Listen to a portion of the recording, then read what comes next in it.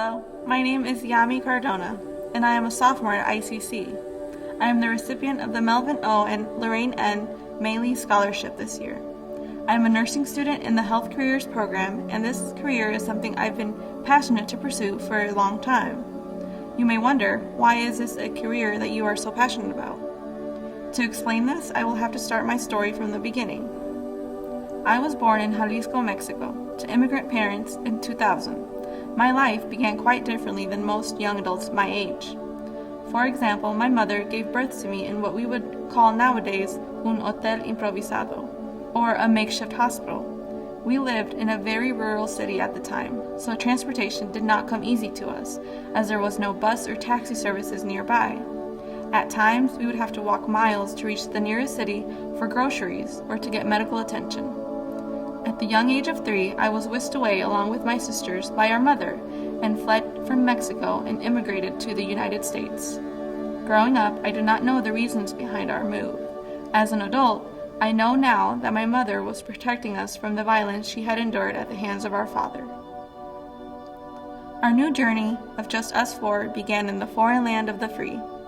We moved first to Lancaster, California, where we had our aunts, uncles, and cousins nearby. It was a whole new world that we were not used to. Being around others who spoke Spanish on every corner and at every mercado, we felt safe and reminded us of home. Later, I would find out we were dirt poor. Our mother was trying to find humble jobs any way she could with her limited English vocabulary, or by picking up scraps of aluminum to sell to pay for the week's groceries. Our next move was to make a cross-country bus ride to Chicago, Illinois in the year 2005.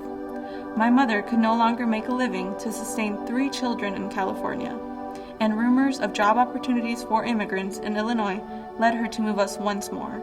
Again, we were uprooted from our lives, and we had to find a way to survive. Still, my mother never let on the hardship she was enduring, or the simple fact that she wouldn't eat for days if there was only enough food for her children. This, however, became a source of depression for her, and was not something that she could hide for very long. We eventually made our way to Peoria, Illinois. For the first time in our lives, my mother, sisters, and I had stability. My mother had purchased a house we still live in 10 years later in the south end of Peoria. I finished grade school at Lincoln Middle School and continued to Richwoods High School. At this time, I was soon realizing that my beautiful, strong, independent role model of a mother was getting tired.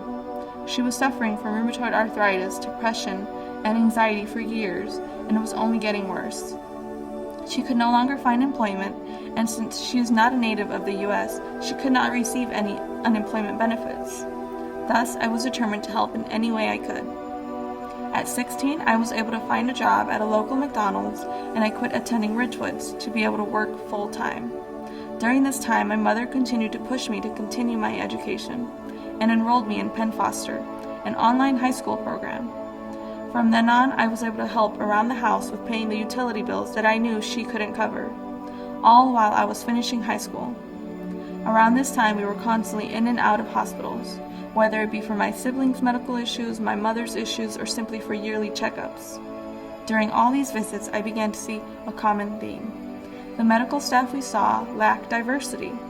I began to yearn for a change. I wanted to see more people who looked like me, someone who did not get frustrated with my mother's broken English, or someone who treated my siblings as equal to their children.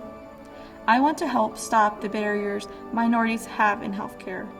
I have seen disparity in healthcare firsthand with my sister, Sarai.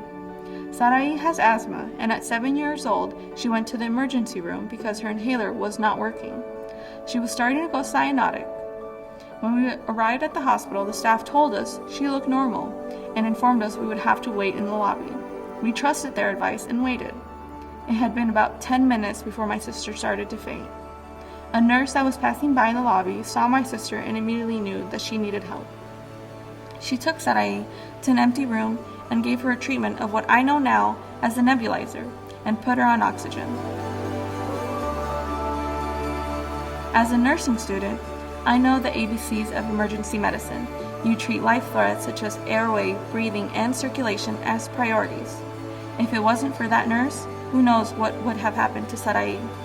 I knew at that moment I wanted to be a nurse, and treat other minorities like me with love and care. I want to be someone that a young brown girl can look up to and know they can accomplish whatever they set their hearts to. With COVID-19 ravaging the United States, studies have shown that minorities are 4 to 5 times more likely to be hospitalized than non-Hispanic individuals with COVID-19. Now, more than ever, I want to help stop the disparity for minorities in healthcare. I am also currently in the process of becoming a naturalized citizen, and I'm very excited for that day to come. Everything I have shared so far is why I am passionate about becoming a nurse.